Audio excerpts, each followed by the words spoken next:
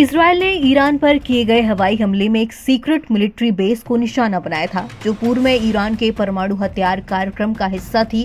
दो अमेरिकी एक्सपर्ट्स ने ताज़ा सैटेलाइट तस्वीरों के अध्ययन के हवाले से ये दावा किया है। इसके अलावा एक दूसरे अड्डे पर भी हमला किया गया, जो उसके बैलिस्टिक मिसाइल कार्यक्रम से जुड़ा था।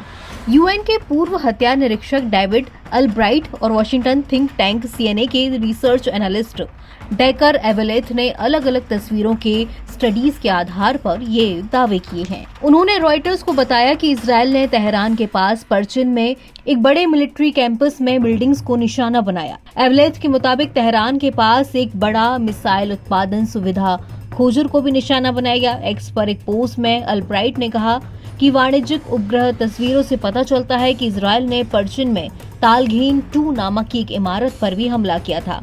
परचिन के परिसर का इस्तेमाल ईरान ने पहले उच्च विस्फोटक परीक्षण के लिए किया था, जो परमाणु हथियारों को सक्रिय कर सकते हैं।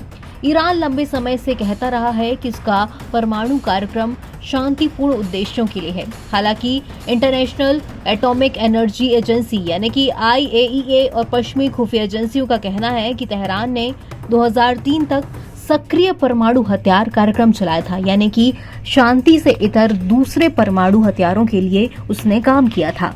सैटेलाइट तस्वीरों में दूसरा बड़ा नुकसान पास ही की स्थिति खोजर सैन्य अड्डे पर देखा जा सकता है। इसके बारे में एनालिस्ट का कहना है कि इसमें भूमिगत सुरंग प्रणाली और मिसाइल उत्पादन स्थल छिपे हुए हैं।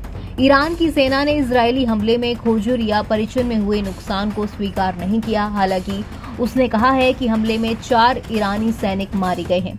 रविवार को उसने एक नागरिक के भी मारे जाने की बात कही, लेकिन कोई जानकारी नहीं दी।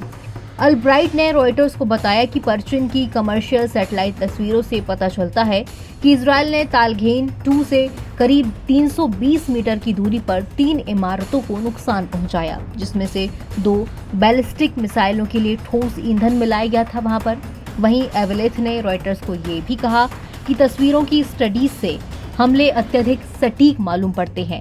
जिस तरह से अटैक प्लान किया गया, उससे ये साफ जाहिर होता है कि ये अटैक काफी सटीक था। जिस इमारत को टारगेट किया गया, उसी इमारत पर हमला भी किया गया। NBT ऑनलाइन की रिपोर्ट।